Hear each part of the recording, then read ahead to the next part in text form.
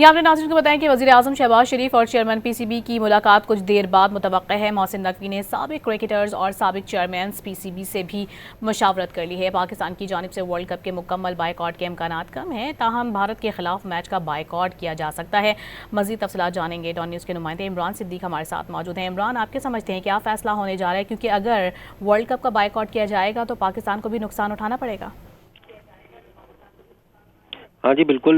Chairman PCB Mohsin Naqvi ने साबिक chairman और साबिक क्रिकेटर से मुशावरत की है इस हवाले से, और ये कहा जा रहा है कि वर्ल्ड कप के मुकम्मल बायकॉट का जो इम्कान है वो काफ़ी कम है और पाकिस्तान सिर्फ भारत के खिलाफ मैच से जो है वो दस्तबरदारी का ऐलान कर सकता है, जिससे भारत को जो है वो 2 पॉइंट्स दे दिए जाएंगे। माजी में भी ये हुआ है कि वर्ल्ड कप में टीमें एक दूसरे के खिलाफ खेलने से इनकार कर चुकी हैं, जिसकी वजह से पॉइंट्स जो है वो दे दिए जाते हैं। अब कुछ देर बाद जो है वो वज़ीर-ए-आज़म शहबाज शरीफ और चेयरमैन पीसीबी मोहसिन नकवी के दरमियान जो है वो मुलाकात मुतवक्के है और उसके बाद जो है वो इस फैसले के हवाले से फैसला किया जाएगा। दस्तबरदारी मुकम्मल तौर पर होगी या भारत के खिलाफ मैच से दस्तबरदारी होगी। तमाम तर जो ऑप्शन हैं चेयरमैन पीसीबी वज़ीर-ए-आज़म के सामने रखेंगे और उनकी हिदायत की रोशनी में जो है जो फैसला किया जाएगा। 15 फरवरी को कोलंबो में मद्दे मुकाबिल होंगे पाकिस्तान और भारत, और अगर पाकिस्तान ये मैच से विड्रॉ करता है तो आईसीसी को तकरीबन 1400 करोड़ रुपए पाकिस्तान का नुकसान होगा और ब्रॉडकास्टर्स जो हैं जिन्होंने इस शर्त पर ब्रॉडकास्टिंग राइट्स खरीदे हैं कि पाकिस्तान और भारत का मैच हर आईसीसी इवेंट में होगा,